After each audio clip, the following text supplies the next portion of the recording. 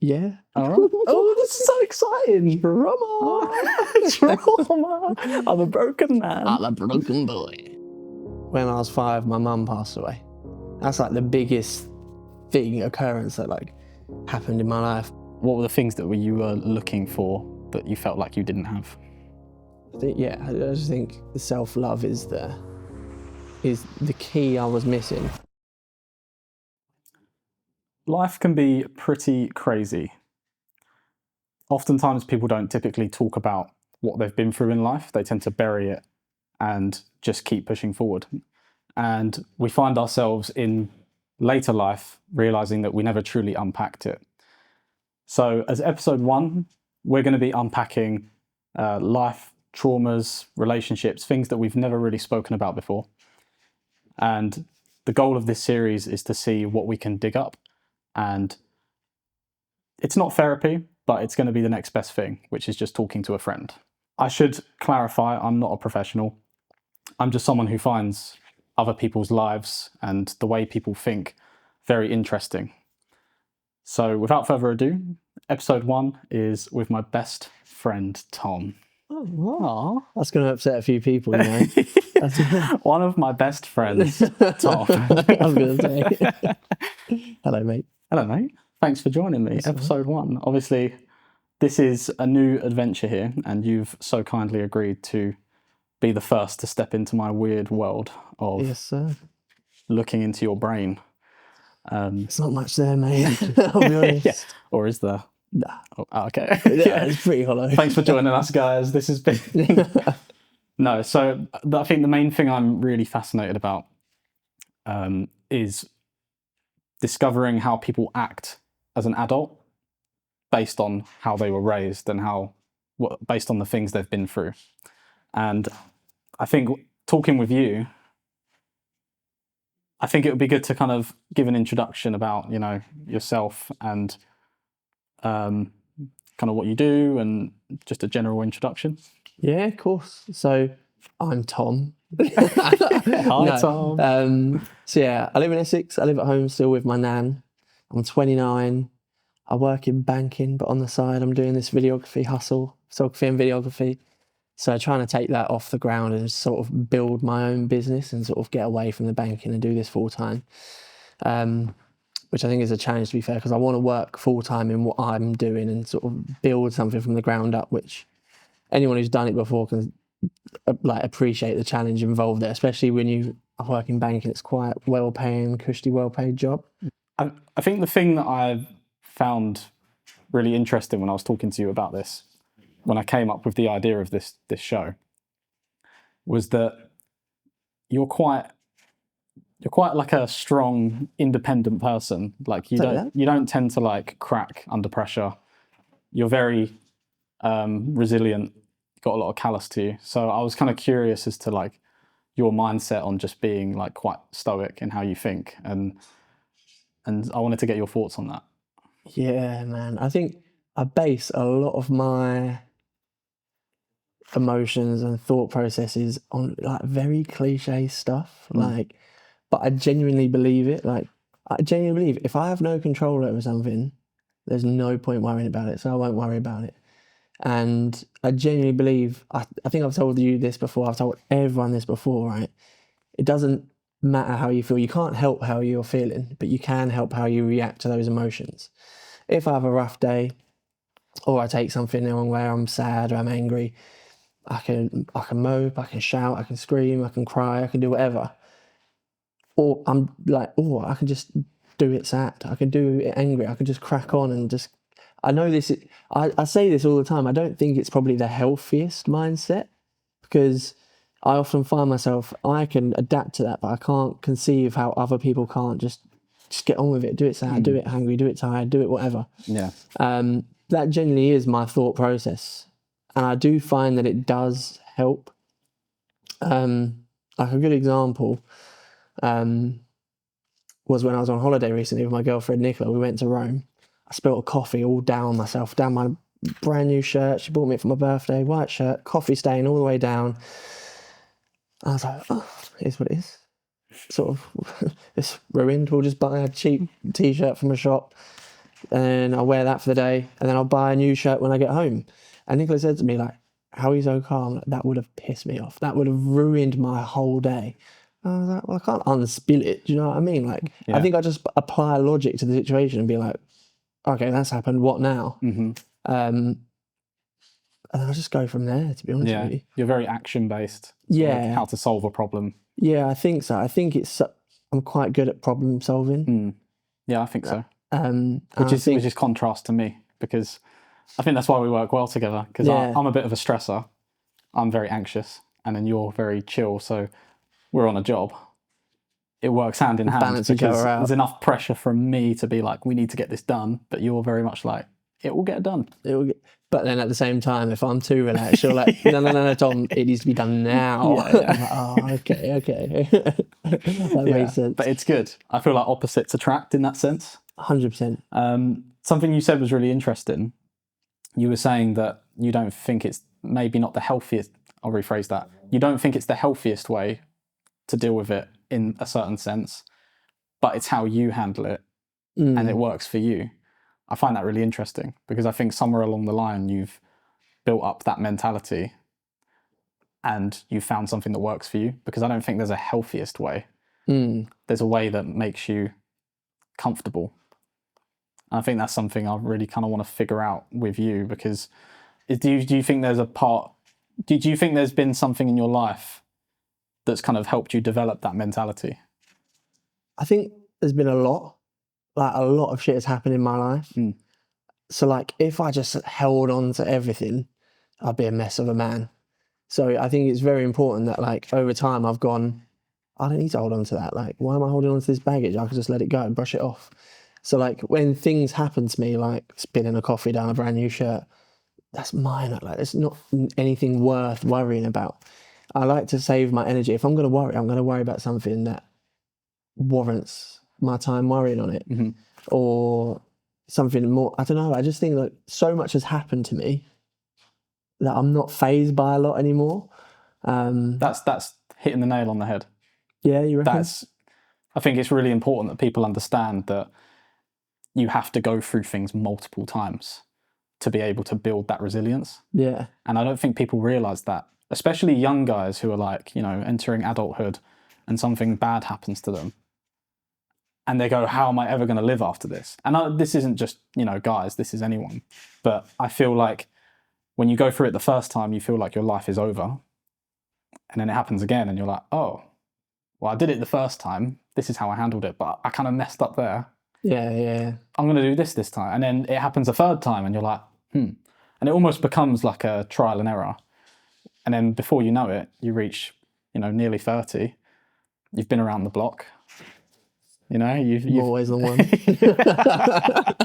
Sorry. You've figured some things out. Yeah, man. And now you've got your method, and I think that's really interesting. But what makes you think that it's maybe not the healthiest way? What made you say that?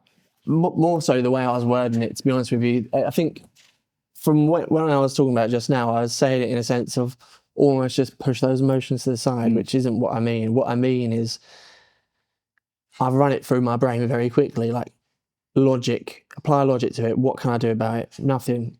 There's no point hanging on to that emotion. Then just bin it off, just literally shrug it off and just carry on.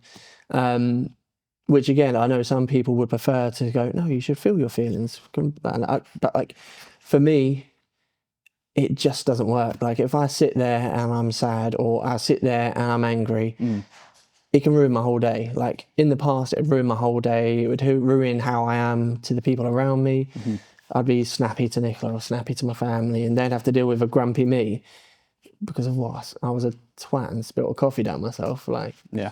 I think it can have a knock-on effect. And I think part of me being able to do that is sort of, through COVID and sort of after COVID, I went through a period of like learning my identity and truly like coming to terms with, okay, I feel this is how I can do it. Okay, I feel this, I can do this. I think during COVID, I had a lot of questions and like, I wouldn't say I was depressed. You had time to think. But I had time to think. I was in the pits, and it's time I'd never had before. It was time that time's not usually a luxury for a lot of people. So when the world's going to shit and you just have to sit at home and think, that's all you can do. You can't see your friends, you can't go out, you can't do X, Y, Z. You sort of just go through a lot. Can I clock you on that? Mm-hmm. Would you say that time to think was a good thing? 100%. But I'm very fortunate in the sense that I had very good people around me, because that time to think was, so to put it this way, before COVID, I had a very long-term relationship, 4 years, where I lived with the partner. We broke up all dramatic EastEnders style, and I just left one day. And then very quickly I got in another relationship almost within a month, for a year. And then that ended as COVID was happening. And for the first time I was alone, and I sort of thought, I was struggling. I was mentally struggling. Scary place to be. I'm alone. Like, I've always relied on a partner, like a significant other, to provide me happiness, to provide me self-worth. I didn't need to love myself because that person says they love me every day. So I'm getting that fix. Yeah.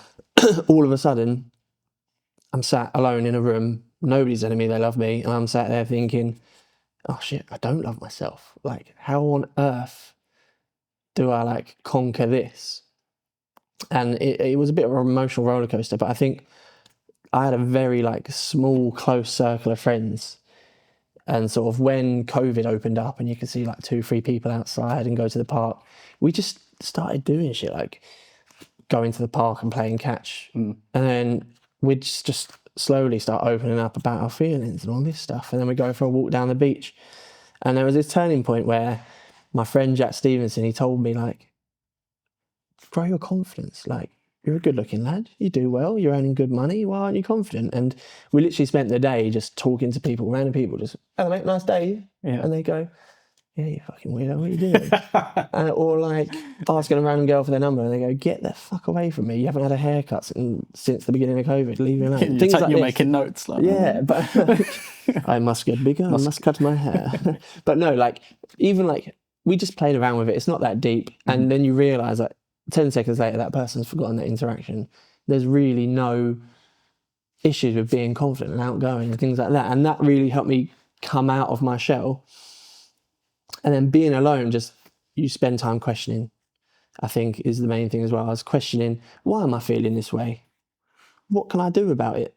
Things like this.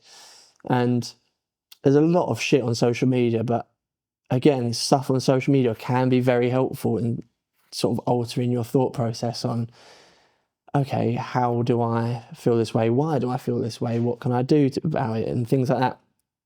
So, like I said, a lot of it is cliches and a lot of it is just watching this hope core on TikTok. It's just finding any TikTok that related to me. The algorithm just dials it My in algorithm very quickly. really sorted me out It on really TikTok. does, yeah. But yeah, I'd say that. But like, I don't think, sorry, I've really gone on a ramble, but coming back to your initial question about like it being an unhealthy thing to say, I don't think it's an unhealthy thing to say, but I can see how some people, they won't be able to just go, oh, okay, I'll just shrug it off. It's not that simple. Yeah. But I just found for me, that's what's worked. Yeah. Well, I think that's interesting because the reason I wanted to clock you on it is because you somewhat contradicted yourself telling that story. Yeah. You went from, oh, I just, I'm quite good at pushing it off if it's not that important, to then talking about how sitting in silence that was actually the breakthrough. Yeah. So there was a big thing there. And I think what a lot of people need to understand is you don't have to always sit in silence, but sometimes it's really necessary to flip that switch in your brain to then say, right, time to take action. Because you don't know your own thoughts. You even said you were relying on relationships to make you feel validated. You didn't have your own opinions, really. You didn't have your own thought process because you were relying on what other people said about you or to you. And it took you being completely alone, sitting there, to really listen to your own thoughts and go, oh, I need to work on this. Yeah. And that's something that I think is really important. But then you develop that resilience that you've also talked about as part of that process. So there can kind of be two truths to it. But I Yeah. thought it was really interesting that you kind of went from one end to the spectrum than the other. Yeah. It's something I definitely say it's something I've learned over time. Yeah. It's not just a switch that. But that's it, right? Is people want instant fix.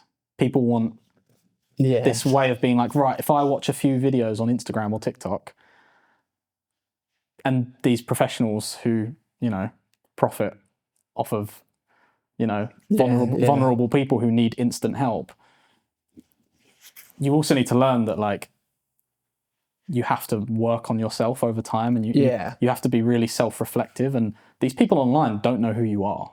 So they can be very vague and they can hit certain spots when they're giving you advice, but you really do just have to sit in your own thoughts and just think about what it is that you're struggling 100%. with. You can watch those videos and you can even watch this and hear what we're talking about and think, yeah, good. But what you really then need to take away is, how can I implement this into my life? How can I implement this to fit my needs? And sort of, you can take things away, but it's on you to sort of, I don't know, just figure it out and just experiment is what I'd say. Experiment with, like, your emotions. Is that really cheesy to say? Yeah. But I mean, and to clarify, it sucks when you, like, if you were to watch this video and take everything you need to take away from it, and then instead of jumping to the next video, just turning off your phone and just sitting in silence, that is one of the hardest things, especially when you're going through a hard time. All you want is noise. You want things to drown it out. You want distraction. And to be able to, like, learn that as a skill, I think, just sitting there and sitting with your feelings, letting it brew and, like, seeing what comes up, I think that's super, super important. But not many people do that. They just stay up till 2 a.m. watching videos that make them feel better. yeah. But that's temporary noise. And then it always comes back up. It always bubbles. We spoke a little bit off camera, and you said to me, and I think it was on the topic that I've been doing therapy for a couple of months. And then you randomly came out and said, I'm considering trying it, Yeah. but I wouldn't know if it's worth it or not. Yeah. And I don't know if I'd have anything to talk about, or, you know, you said you're in a good place. So I kind of want to hear about why you're, A, considering it, Yeah. and B, on the fence about it. I think I'm considering it because everyone's always constantly developing and growing. And there's areas in my life, such as, like, my attention span and, like, I really do, procrastinate a lot. And I want to be better at that. I want to work better. So when I'm building my business, I want to be able to really apply myself and not procrastinate or any of these things. So I think part of me wanting to do that is to sort of better understand myself and my brain from a professional perspective, sort of getting an outside perspective from a professional. But then also in other aspects, like, I know I'm not the perfect boyfriend. Can I be better as a boyfriend? Can I be better as a friend? Or can I be a better grandson to my grandmother? All these things, they are what sort of shine out to me. But at the same time, I think, obviously, it's the cost of it as well. It's not a cheap thing to go through. I've got a very sort of supporting friendship group, supportive family, and I'm very fortunate to have that. And like I said, through COVID, talking through my struggles, my friends were a very big reason why I could sort of challenge my emotions and get over it. So for me, I'm just wondering, are those... Do I need to pay for it? Part of it is also solely, it's a lot of money. Yeah. Like, it's a lot of money. Do I want to spend it on that? And I think that's probably an issue a lot of people have, is we're so... if you said to me, Tom, do you want to get a Domino's after this? I'd buy a Domino's. Do you know what I mean? Or if you wanted to go for a movie or something like this, I'll go to a movie. And before you know it, I've racked up 70 to 100 quid there. That's a therapy session. That's a session, yeah. So I think it's a question of how bad do I want it, really. It is. I mean, I used to sell gym memberships, and the pitch typically was, and I believed in this pitch, although I was trying to sign people up to the gym, it was something I believed in, which was, I said the same thing. I was like, so what's the likelihood that you're going to go home this weekend and order a takeaway and spend like 50 quid? And they'd always be like, yeah, it's quite likely. Yeah. I'm like, cool, you're going to do that weekly. You're going to be spending like £200 this month on food, which is fine. There's nothing wrong with that. But it's an investment. Like, you are an investment, and that's gym, therapy, everything. Like, if you're going to go to the gym and work on yourself, it's exactly the same thing, but for your brain. Yeah. But instead of just looking for a fix with, things, it's just truly understanding yourself with someone who has studied it and someone who knows how the brain works. Yeah. And I'm preaching it because I started therapy when I was in a good place.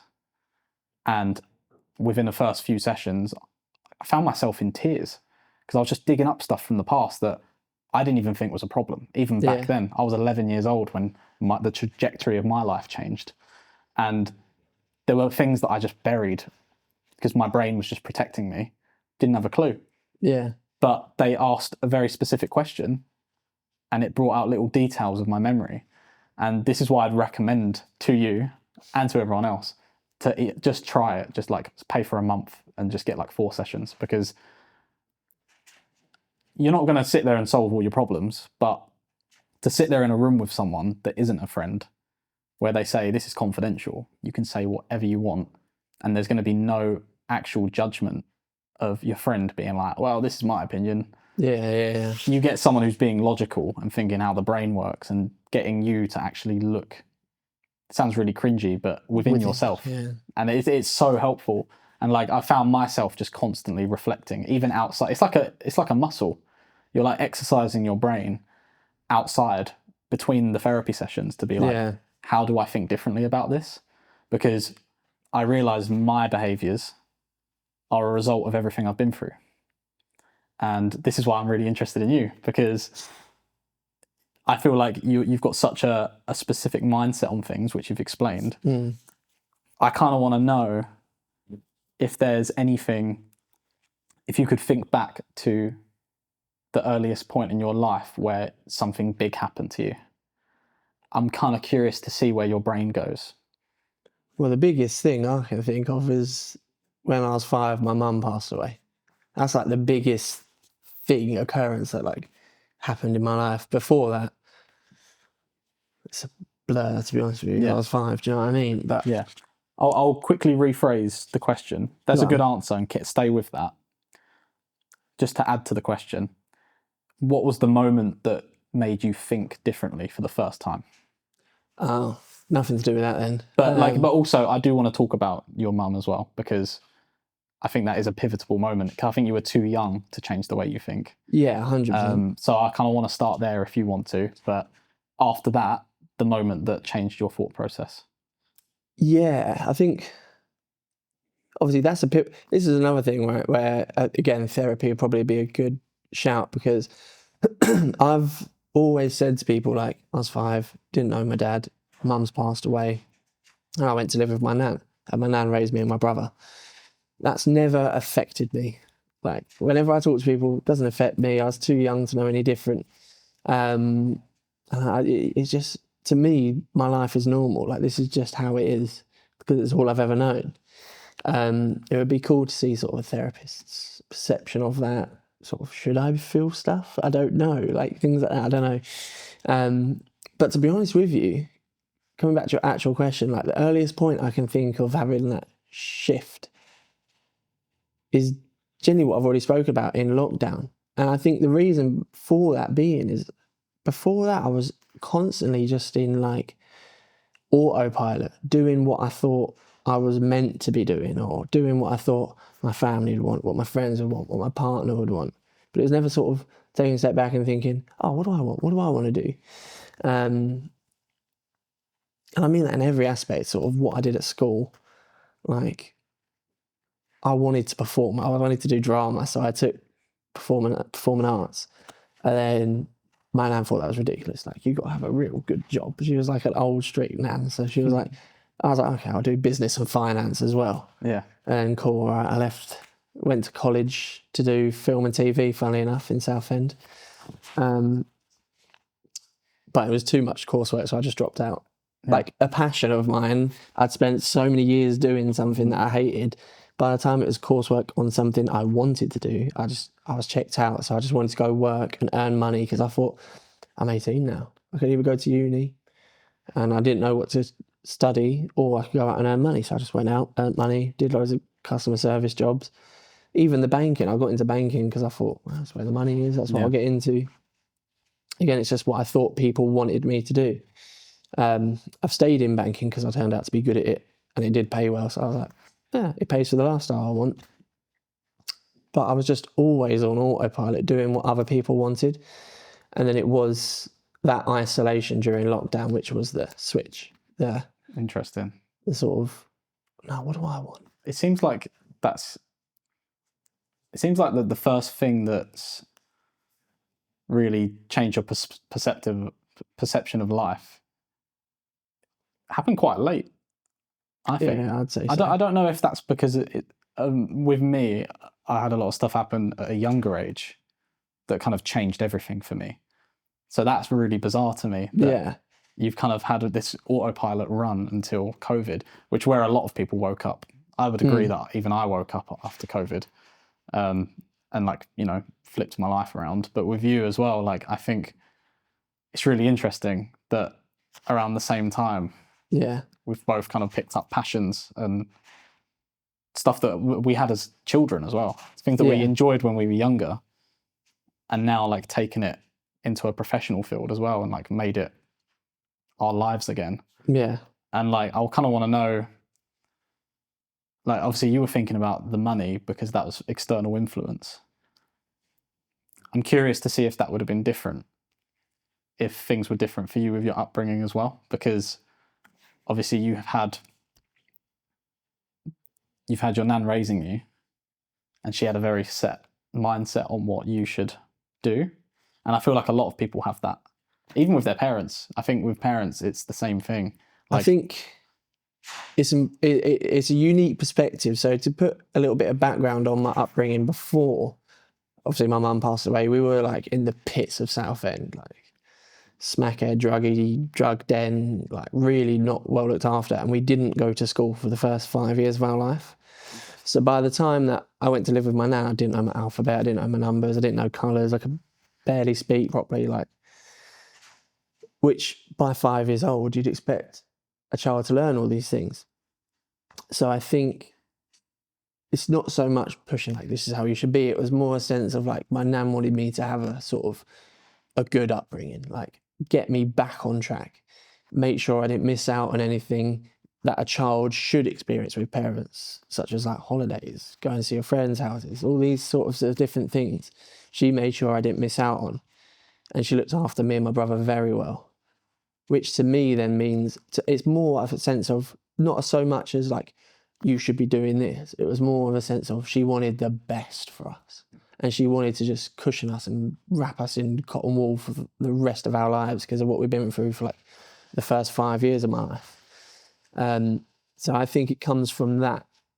But then also, I blindly led into that. Do you know what I mean? I blindly followed that because I thought, that's what you want for me, that's what I should be doing. But yeah, it's a weird. I forgot your question because I'm rambling. No, I think that's good.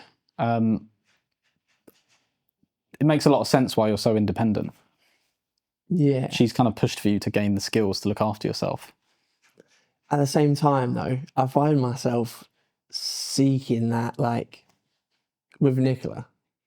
As soon as I'm with Nicola, sometimes my independence just goes, oh, I just want to lay on her and tickle my back. Do you know what I mean? Yeah. I think a lot of men can probably relate to that. When you're around your partner and you feel safe and comfortable, the independence just drops. But yeah, I think a lot of the independence I have now comes from that. Yeah, like you said, you're kind of you became a little bit codependent. Yeah, that kind of makes sense. You feel safe around women. Yeah, it makes a lot of sense. I think it's a combination of what you've been through. You spent your whole life figuring out how to fend for yourself, and then you found someone who makes you feel safe. Yeah, I think that makes perfect sense. I'm curious about the dynamic with. I think to you it's normal, but with the dynamic of flipping from your nan became your guardian, and I think very early in life for you now, I think you're now becoming her guardian. Yeah. And I think that's really interesting because usually that's a stage that people go through a bit later in life, when their parents get a bit older. Yeah. And obviously my dad and my mum, they're still at an age where they can look after themselves, and I'm nearly 30. So I kind of want to know what kind of mindset do you have in terms of like looking after her, and how does that change how you act around other people, even maybe your partner? I think my mindset is very much, it sounds bad, but almost sort of transactional. Like my nan she took us on, she was 68, 67, 68, to take on 2 troubled boys who could barely speak, had no education, all this stuff. I was 5, my brother was 8. So it probably affected him a lot more. And make sure we never, ever missed out on anything. Like, she took us to Disneyland Paris when it was like 40 degrees out. And she's in her 70s, like, walking around Disneyland Paris. It's not something you'd expect a pensioner to be doing. But she always did it. So for me, it's a no-brainer. Now, unfortunately, it's her body's getting old, and like her brain's completely fine, but her body's shutting down, and all the things she wants to do, she can't do. For me, it's a no-brainer. She's given me this amazing lead in life from where I started to where I am now. That's all thanks to her. It's only fair that like the roles are reversed. Now she needs the help. I'm there to help her through until the end. Again, she doesn't do much. Like, for instance, her passion is her garden. And I couldn't care less about gardening, but like I'm now getting into gardening, and I make it sort of like she will sit there and say, do that, do that, do that, and I'll just do it, because she's still got the brain, she's still got the passion, she still knows what she's doing, she just doesn't have the body to do it. And I've got a young body, I go gym, so like she can just tell me to do it. It's I don't know, it's a partnership to me. Like we I don't believe in like taking and not giving anything back. Of course. So I just feel like it's my duty to look after her. Yeah. And it does have complications, I'll be honest. Obviously, with that being said, I don't want to move out. Obviously, I moved out with an ex. That was a very sort of pressured decision to make from like friends, her family. And obviously my nan at the time didn't want to feel like she was holding me back. She was like, no, go do what you want to do. But it was a decision I really regretted, because I was always coming back home, looking after my nan, helping her with bits. So again, on a new relationship now, it adds the pressure on, when are we going to move in together? And for me, it's a case of I'd like to still be around to help my nan.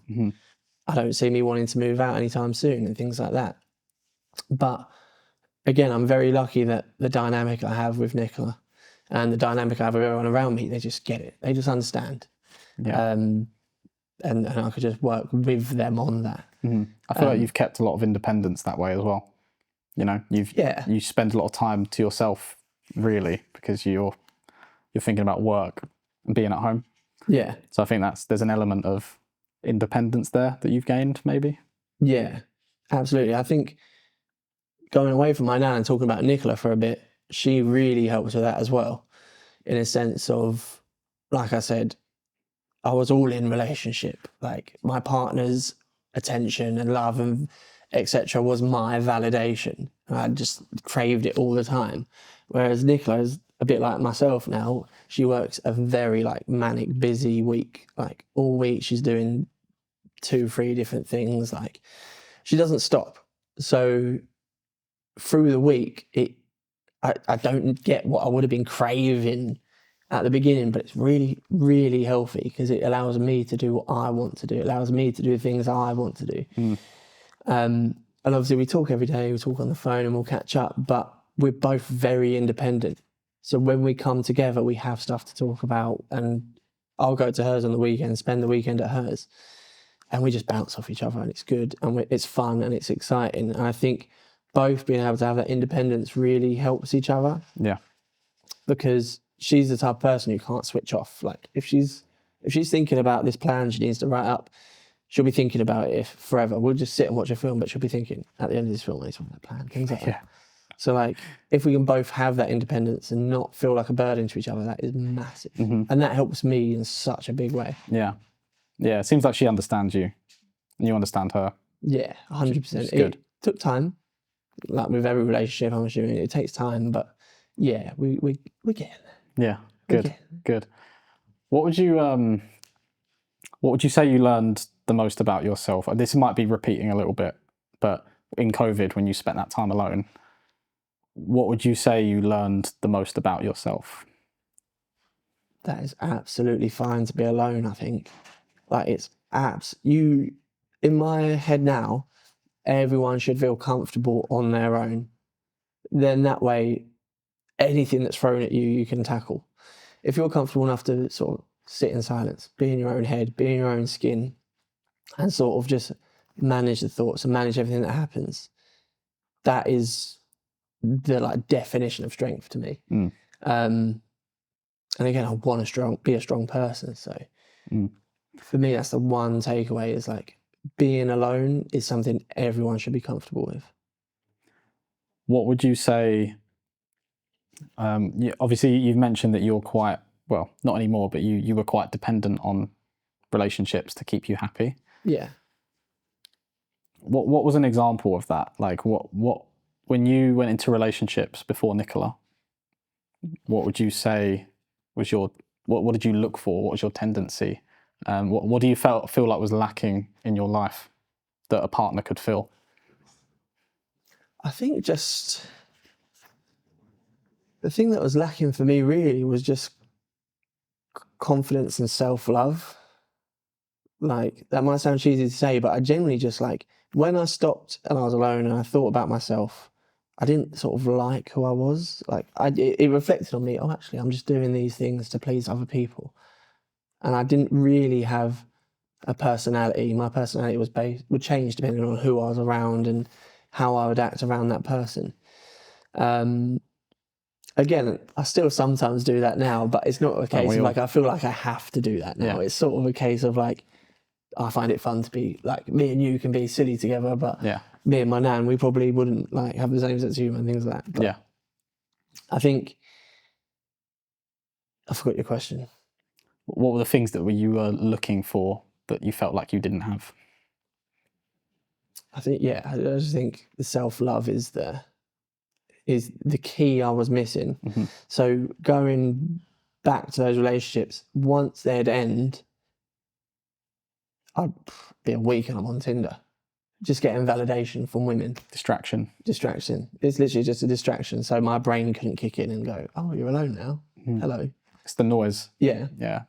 Drowning it out. And then as soon as someone came up that I had a lot of rapport with, straight into a relationship with them.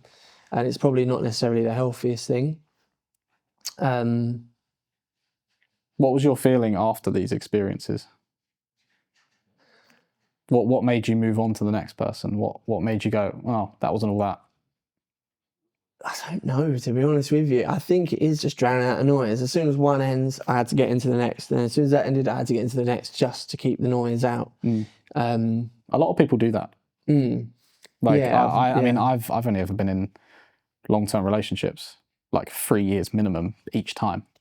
And that's been back to back. And I only had a year where I was single, and that was just recovering from what happened. Yeah. So I didn't actually do the work and spend time alone. It was just, again, finding distraction. I think it's important to be alone after a relationship as well, especially a long-term relationship, because you're a completely different person compared to when you started that relationship. So over time, you're changing who you are as a person, how you act to things, sort of how your schedule changes. Like, everyone thrives off their own schedule.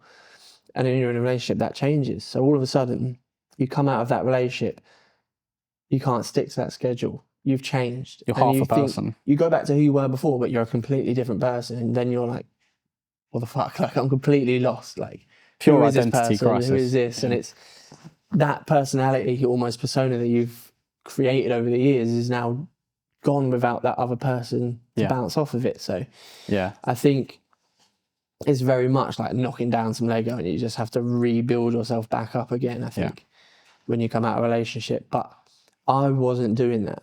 It was not back down. Filling the void. Oh, let's go buy another bit of Lego. I'm not calling women Lego, but like, just as like, do you know what I mean? Like, I wouldn't fix the issue. I wouldn't build back up those blocks. I would just move on to the next thing, which I found was the issue, that being alone, I sort of decided to go. Yeah. Oh. I also think that's just an element of emotional immaturity in a way, because it's like you need to, like, when people don't realize that they need to be alone, they don't realize that that's a good thing, because it feels so painful, and it feels like, oh my God, how am I going to live with this? Can't even get through a week, let alone a year being alone. But when you really break it down, it's like, if people knew that going in, they'd probably embrace it a little bit more, because filling the void is only temporary. Yeah. And I feel like you had that realization, and like, you know, you ended up with Nicola, who amazing, like you guys are incredible together, but you met her after doing that work. Yeah. And well, you know, you figured it out, and you became a whole person again. And like, when you get into like relationships as well, like you cut off half of yourself in order to make it work, to make the puzzle piece work. And like you said, just if you spend the time alone first and become a whole person, it's so much easier to then go into a relationship with the risk of it not working, because when you come out of it, you know who you are, and you've done that, you've built the foundations, and you've got something there. 100%. I think if you go into a relationship, if you care about that person, you wouldn't want to bring half of you in. Do you know what I mean? You'd want to be able to give somebody 100%, and you want them to give you 100% back, and bounce off each other that way. So I think you owe it to yourself to sort of be alone, and you owe it to your future partner, I guess. Yeah.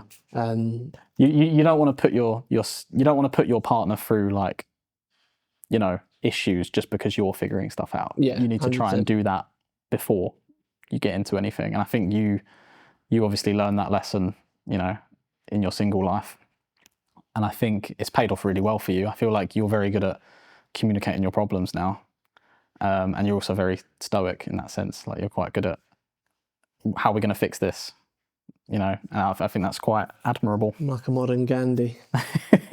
You look like modern Gandhi, yeah. Cheers, bro. Nice. Okay. My question would be, to kind of like start wrapping this up, is there anything in this conversation that stood out to you? Is there anything that you kind of go, ooh, that was interesting? Haven't really spoken much about that. No, but I'd say the ease of talking. Yeah.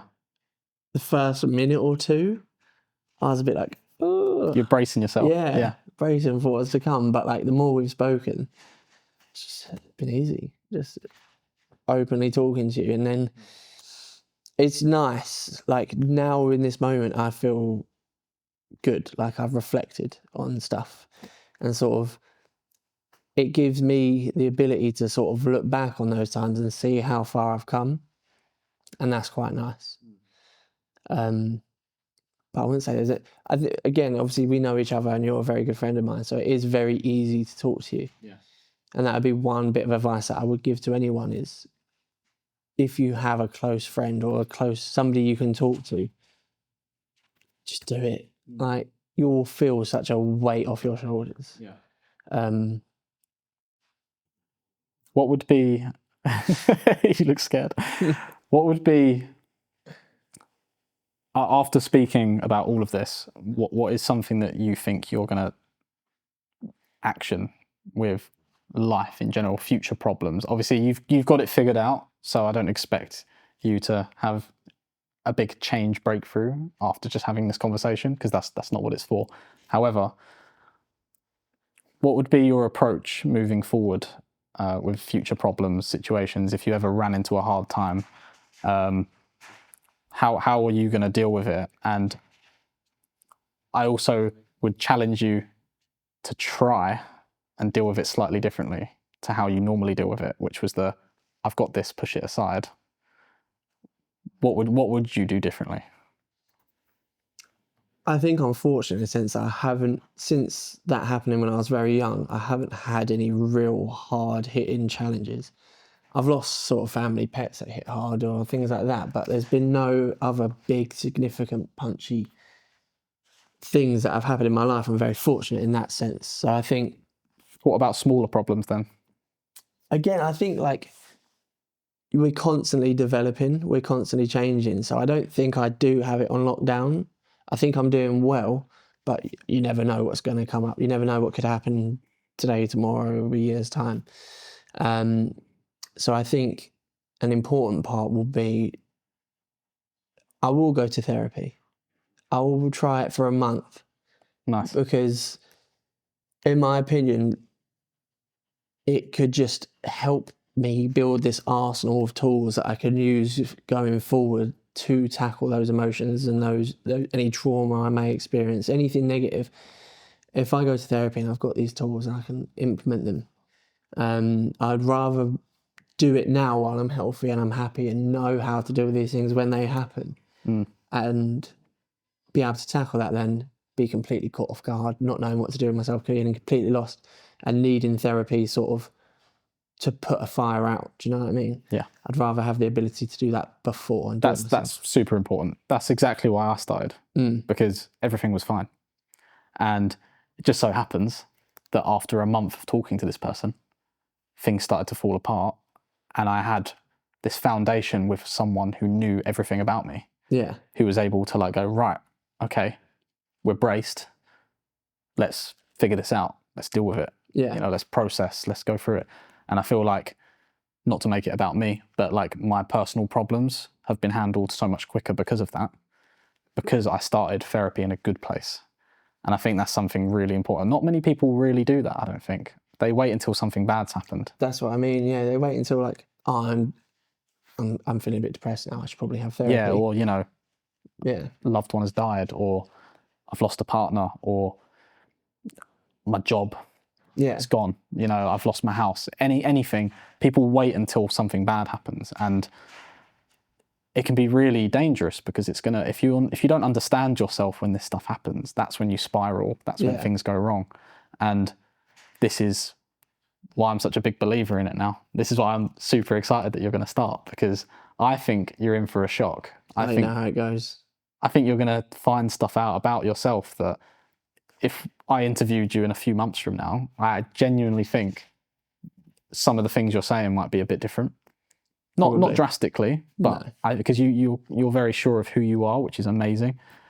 And it's nice to talk to someone who's going to start while they're in a good place. I think it's really cool, and I'd recommend it to anyone. I think that covers everything. Amazing. Guys, thank you so much. This has been Unpacked. Thank you so much for joining us, and we'll see you next time.